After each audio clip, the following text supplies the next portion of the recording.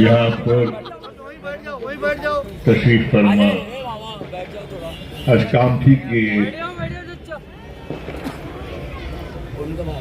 इस महासंग्राम में, इस महा रैली में, इस चुनाव में यहाँ पर मेरी माताएं, बहनें, बुजुर्ग, नौजवान साथी आए हैं। सबसे पहले तो हमारे इस मंच पर हमारे महाराष्ट्र के ही नहीं बल्कि हमारे देश के अक़लियत के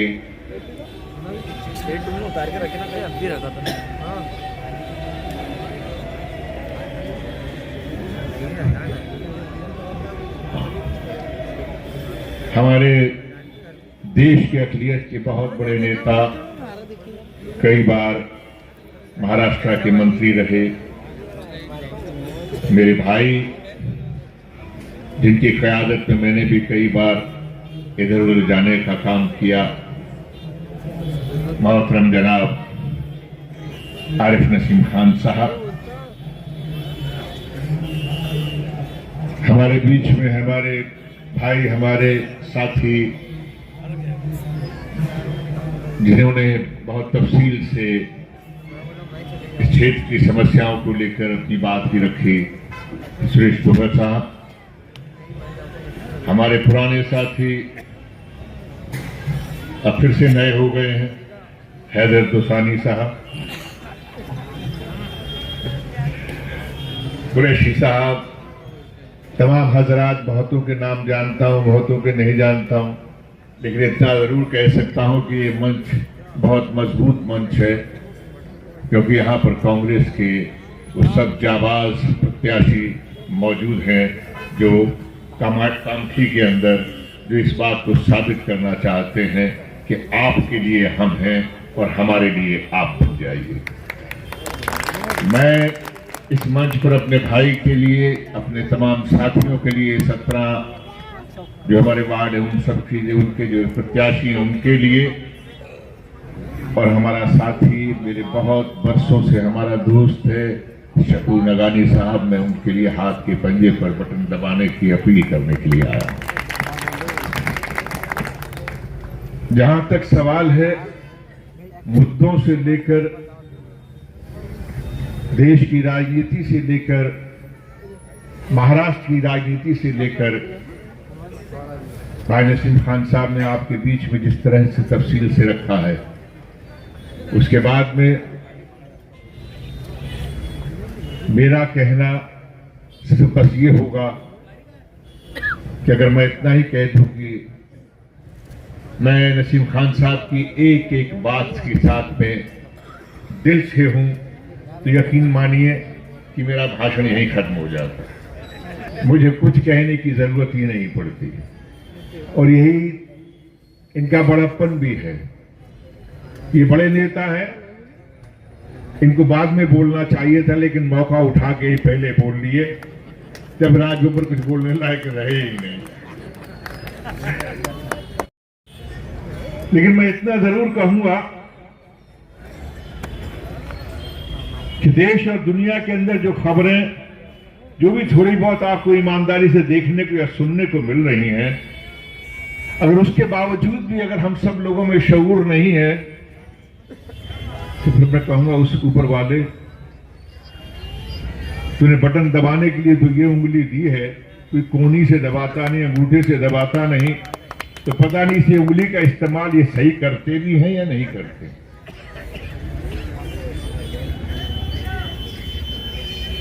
जब गवाही के लिए उंगली उठाते हैं तो यही उठाते हैं, और जब बटन दबाते हैं तो इसे दबाते हैं। तो कम से कम इस उंगली की पवित्रता को, मुकद्दस कितनी है ये उंगली, उसका तो एहसास कीजिए, इसकी सोच का तो एहसास कीजिए। अरे उस परवरदिगार ने आपको ये उंगली दी है कि जब घुटने पे बच्चा चल रहा हो तो उसको खड़ा करके चलना सिखाने के लिए। कोई इस उंगली को पकड़ के अपने बच्चे को चलना नहीं सिखाता, इसी उंगली को पकड़ के चलना सिखाता है। तो अब तो कम से कम समझ लीजिए कि राहुल गांधी जो शोर कर रहे हैं, राहुल गांधी जो अकेला पूरे देश के अंदर निकला हुआ है, क्या उसका मतलब सिर्फ ये है कि वो अकेला ही चलता रहे? क्या हम सब की जिम्मेदारियां नहीं है? जो लोग सही सोच के होते हैं वो किसी भी कुर्सी पर बैठे हों, कि वो या यहां बैठे हों या वहां बैठे हों, लेकिन जब वो फैसले करते हैं तो बड़े बड़ों को चुनौती दे देते हैं। 2 दिन पहले का ही वाकया है, सिर्फ 2 दिन पहले का वाकया है। एक जज था जो बिक गया, चीफ जस्टिस जाते जाते बिक गया, और एक चीफ जस्टिस वो भी है जिसने कहा कि हमारे दिए हुए फैसलों को किसी भी संसद को बदलने की कोई हैसियत नहीं है। और राहुल गांधी की जो लड़ाई है,